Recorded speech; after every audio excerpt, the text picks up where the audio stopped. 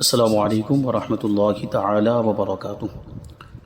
مکاشفۃ القلوب کے درس میں آپ کا ایک بار پھر سے استقبال ہے۔ آج ہمارا یہ 18واں درس ہے۔ توبہ کے بارے میں بیان جاری تھا، تو جو باتیں رہ گئی تھیں وہ آج ہم شامل کرتے ہیں۔ روایت ہے کہ جب اللہ تبارک و تعالی نے ابلیس کو ملعون قرار دیا، یعنی اللہ تبارک و تعالی نے اس کو قیامت تک کے لیے لعنتی بنا دیا، تو اس نے قیامت تک کے لیے مہلت مانگی۔ اللہ تبارک و تعالی نے اسے مہلت دے دی تو وہ کہنے لگا، مجھے تیرے عزت و جلال کی قسم، جب تک انسان کی زندگی کا رشتہ قائم رہے گا میں اسے گناہوں پر اکساتا رہوں گا۔ رب العزت نے فرمایا، مجھے اپنی عزت و جلال کی قسم، میں ان کی زندگی کی آخری سانسوں تک ان کے گناہوں پر توبہ کا پردہ ڈالتا رہوں گا۔ سبحان اللہ، ماشاء اللہ، یہ اللہ تبارک و تعالیٰ کی کیسی کریمی اور رحیمی ہے کہ شیطان کہتا ہے کہ میں آخری سانس تک انسان کو گمراہ کرنے کی کوشش کرتا رہوں گا، اور پروردگار فرماتا ہے کہ میں ان کے گناہوں پر توبہ کا پردہ ڈالتا رہوں گا۔ فرمان رسول اللہ صلی اللہ علیہ وسلم ہے، نیکیاں گناہوں کو اس طرح دور لے جاتی ہیں جیسے پانی میل کو بہا لے جاتا ہے۔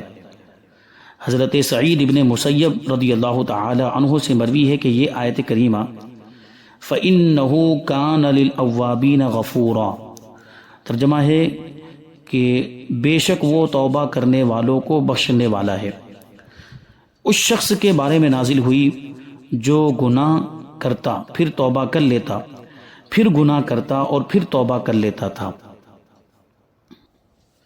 حضرت فضیل ابن عیاض رحمۃ اللہ تعالی علیہ کا قول ہے، رب ذوالجلال کا ارشاد ہے، گناہ گاروں کو بشارت دے دو، اگر وہ توبہ کریں تو میں توبہ قبول کر لوں گا۔ صدیقین کو متنبہ کر دیجئے۔ صدیقین اولیاء کرام کا ایک مرتبہ ہے، ان کے بارے میں کہا جا رہا ہے کہ صدیقین کو آگاہ کر دیجئے، اگر میں نے اعمال کا وزن کیا تو انہیں عذاب سے کوئی نہیں بچا سکتا۔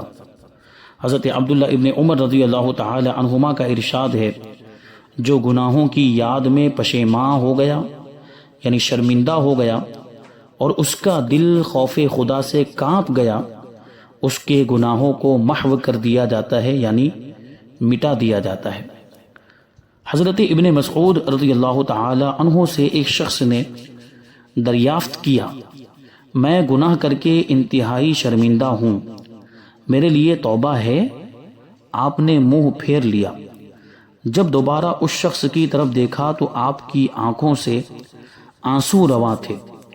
فرمایا، جنت کے 8 دروازے ہیں، کھولے بھی جاتے ہیں اور بند بھی کیے جاتے ہیں، سوائے باب توبہ کے، یعنی توبہ کے دروازے کے، وہ کبھی بھی بند نہیں ہوتا، اور اسی کام کے لیے اس پر ایک فرشتہ مامور ہے۔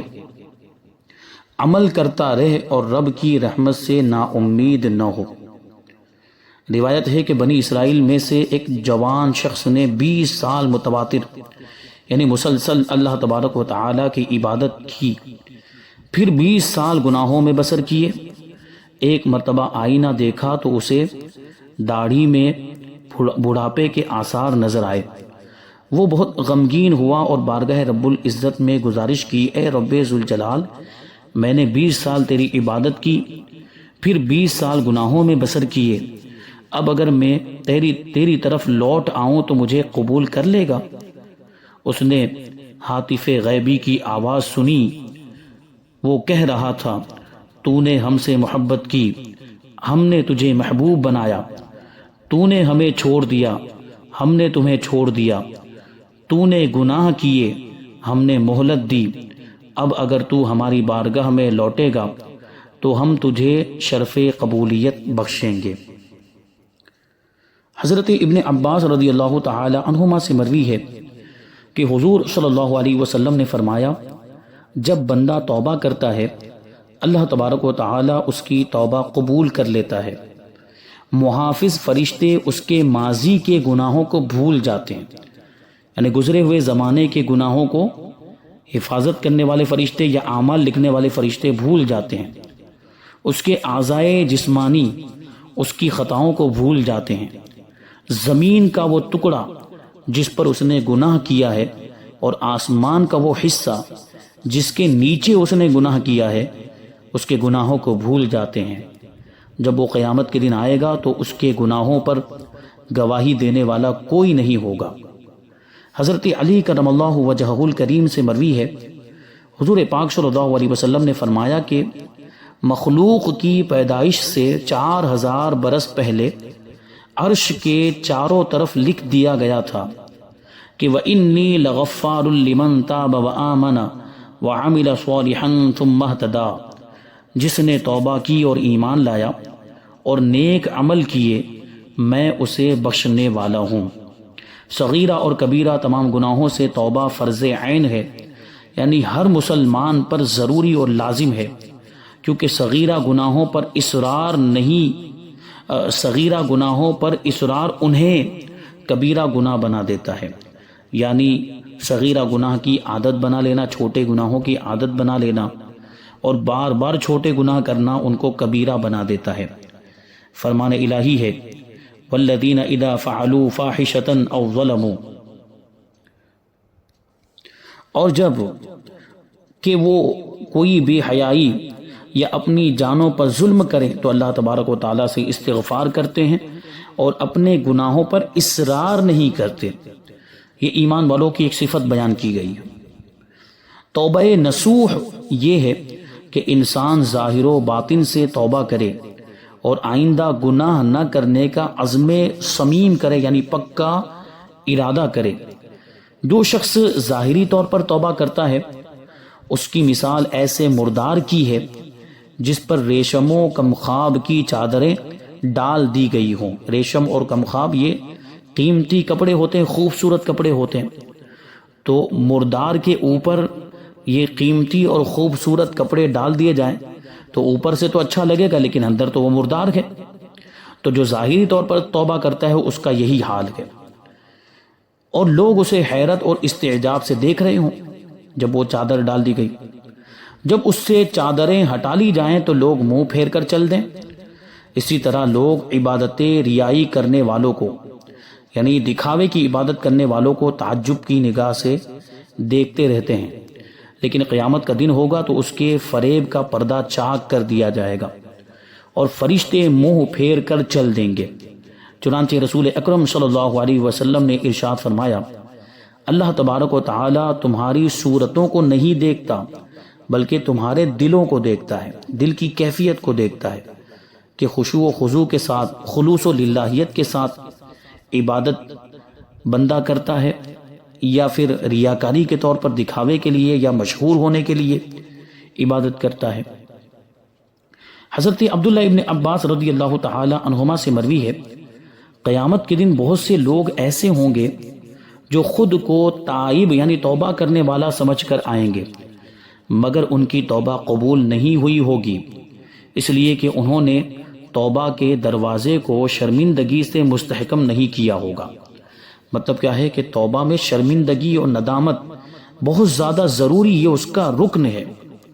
توبہ کے بعد گناہ نہ کرنے کا اس نے عزم نہیں کیا ہوگا، مظالم کو اپنی امکانی طاقت تک دفع نہیں کیا ہوگا، یعنی ظلم کو اور گناہوں کے کاموں کو اپنی طاقت کے مطابق دور نہیں کیا ہوگا، اور آسان امور کے جواز کے سلسلے میں جو کام انہوں نے کیے ہیں اور ان سے مغفرت طلب کرنے میں انہوں نے کوئی اہتمام نہیں کیا، اور ان کے لیے بات آسان ہے کہ اللہ تبارک و تعالیٰ اس سے راضی ہو جائے۔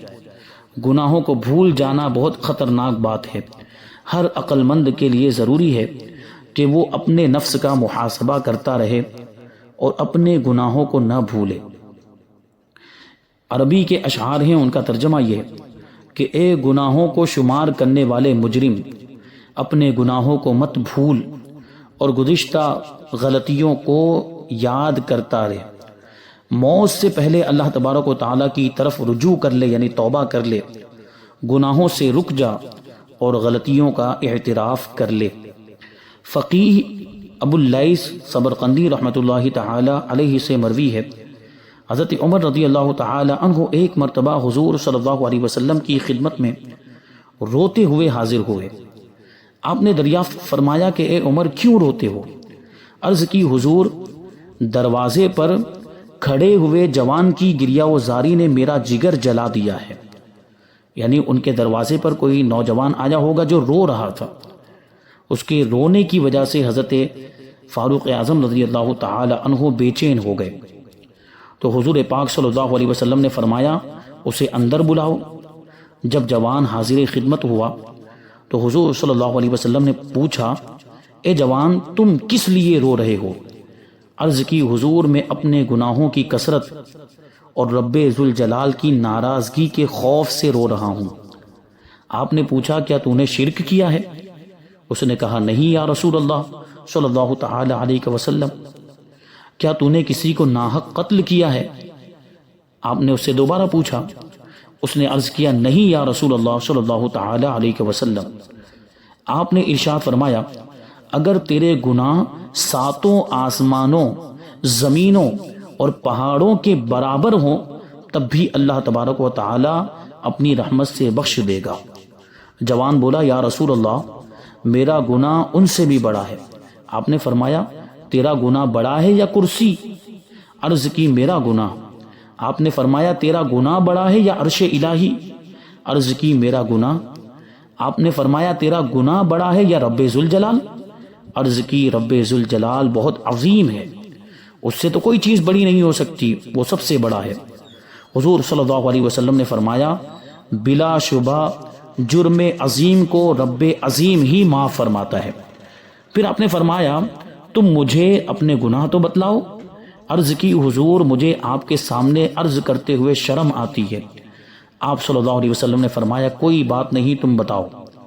عرض کی حضور میں 7 سال سے کفن چوری کر رہا ہوں، انصار کی ایک لڑکی فوت ہو گئی تو میں اس کا کفن چرانے جا پہنچا، میں نے قبر کھود کر کفن لے لیا اور چل پڑا۔ کچھ ہی دور گیا تھا کہ مجھ پر شیطان غالب آ گیا اور میں الٹے قدم واپس پہنچا اور لڑکی سے بدکاری کی۔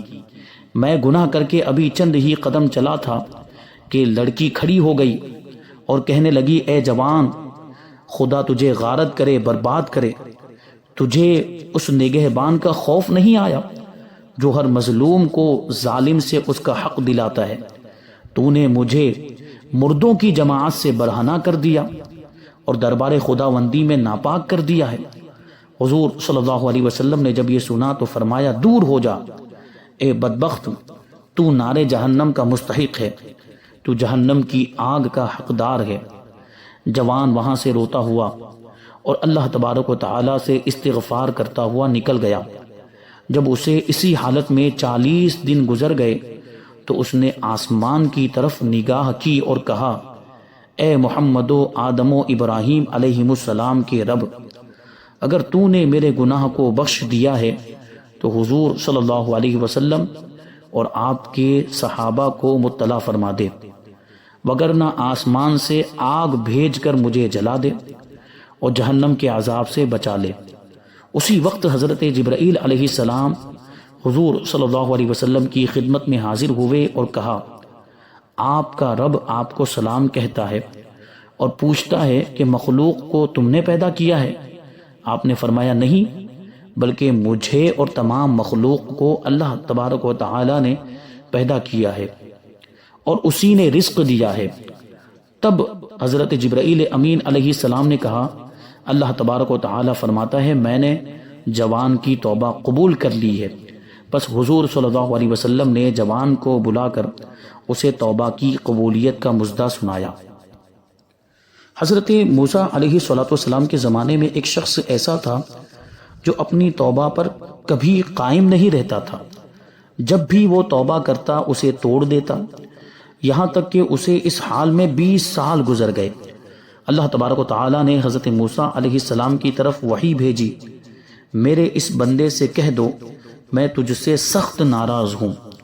جب حضرت موسیٰ علیہ السلام نے اس آدمی کو اللہ تبارک و تعالی کا پیغام دیا تو وہ بہت غمگین ہوا اور بیابانوں کی طرف یعنی جنگلوں کی طرف نکل گیا۔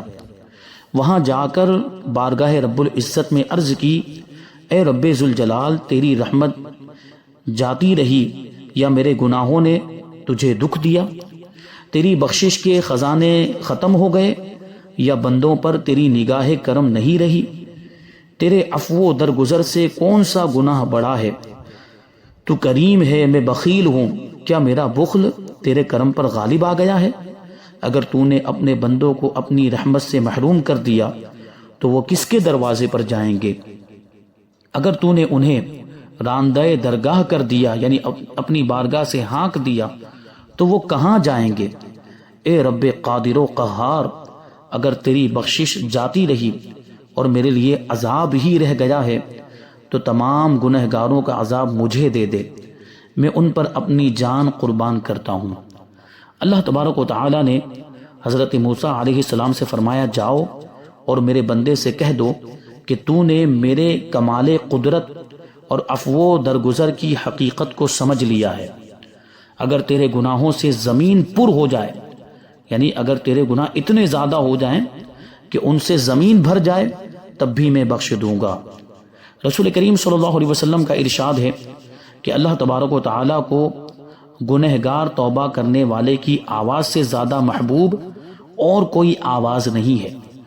جب وہ اللہ کہہ کر بلاتا ہے تو رب تبارک و تعالیٰ فرماتا ہے، میں موجود ہوں، جو چاہے مانگ، میری بارگاہ میں تیرا رتبہ میرے بعض فرشتوں کے برابر ہے، میں تیرے دائیں بائیں اوپر ہوں اور تیری دھڑکن سے زیادہ قریب ہوں، اے فرشتوں تم گواہ ہو جاؤ کہ میں نے اسے بخش دیا ہے۔